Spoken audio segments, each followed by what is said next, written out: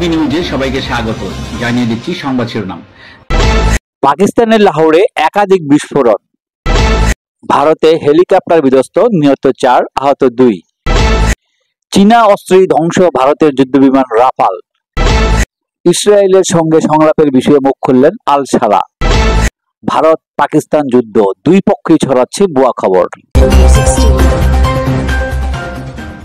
পাকিস্তানের পাঞ্জাব প্রদেশের লাহোরে একাধিক বিস্ফোরণের শব্দ শোনা গেছে। দেশটির পুলিশের কর্মকর্তারা দাবি করছেন, বৃহস্পতিবার পাকিস্তানি সংবাদ মাধ্যম জিও নিউজ ও শামা টিভির প্রতিবেদনে এই তথ্য জানানো হয়েছে।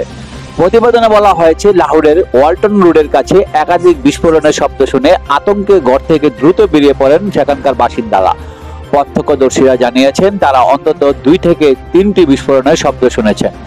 নিরাপত্তা কর্মীরা এলাকাটি ঘিরে রেখেছে এবং সেখানে বেসামরিক লোকদের চলাচল বিধিনিষেধ আরোপ করা হয়েছে। ভারতের উত্তরাখণ্ড রাজ্যের উত্তর কাশীতে ভয়াবহ হেলিকপ্টার দুর্ঘটনায় প্রাণ হারিয়েছেন 4 জন পর্যটক, গুরুতর আহত হয়েছেন আরো 2 জন।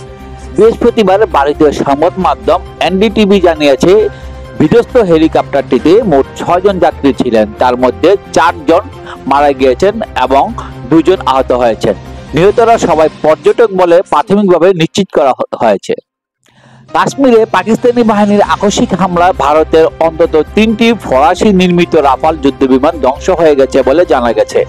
পাকিস্তানের পাল্টা আক্রমণে এই যুদ্ধবিমানগুলো বিধ্বস্ত হয়ে ভারতীয় ভূখণ্ড জুড়ে ছড়িয়ে ছিটিয়ে পড়ে। বিশ্লেষকদের মতে, এই আক্রমণ হয়েছে পাকিস্তানের মিত্র চীনের উন্নত প্রযুক্তির অস্ত্র, যা রাফালের মতো আধুনিক ও ব্যয়বহুল যুদ্ধ বিমানকেও কার্যত অকার্যকর করে দিয়েছে। বিশেষজ্ঞরা বলছেন, ভারতের বিমান বাহিনীকে দুর্বল করতে পাকিস্তান সফলভাবে ব্যবহার করছে চীনের দেওয়া আধুনিক ক্ষেপণাস্ত্র ও যুদ্ধ বিমান প্রযুক্তি। বিশেষ করে JF-17 থান্ডার এবং J-10C যুদ্ধ বিমান থেকে নিক্ষিপ্ত PL-15 আকাশ থেকে আকাশ ক্ষেপণাস্ত্র এই সাফল্যের পেছনে মূল ভূমিকা রয়েছে।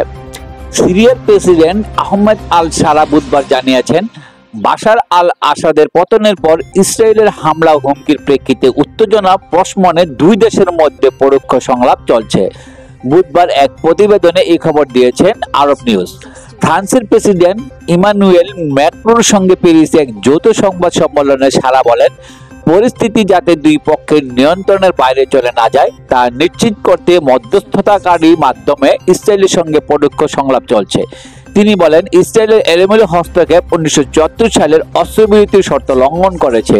আমরা দামেস্কে আসার পর থেকেই সংশ্লিষ্ট সব পক্ষকে জানিয়েছি, সিরিয়া 1974 সালের চুক্তিতে প্রতিশ্রুতিবদ্ধ। অপারেশন সিঁদুরের পর থেকে ভারত ও পাকিস্তানের মধ্যে চরম উত্তেজনা বিরাজ করছে। 2 পরমাণু শক্তিধর দেশ সামাজিক মাধ্যমে দাবানলের মধ্যে ছড়াচ্ছে এই সংঘাত নিয়ে পোস্ট। কিছু ভাইরাল ভিডিওর ফ্যাক্ট চেক করেছে জার্মান সংবাদ মাধ্যম ডয়েস ভেলে। তারা বলছে, ভাইরাল হওয়া পোস্টের অনেকগুলো ভুয়া। কোনো পোস্টে দাবি করা হয়েছে এটা বর্তমান সংঘাতের ছবি, আসলে এটি পুরোটি মিথ্যা এবং পুরনো ছবি। পাকিস্তান এবং ভারত 2 শক্তি ভুয়া প্রপাগান্ডা ছড়াচ্ছে, দাবি DW ফ্যাক্টর চেকের।